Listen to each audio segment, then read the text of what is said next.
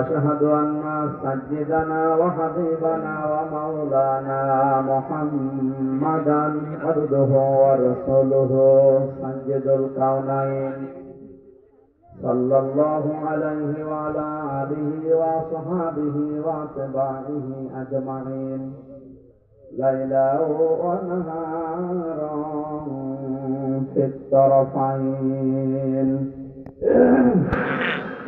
فقد قال الله تعالى في كلامه المجيد وبرهانه التوحيد: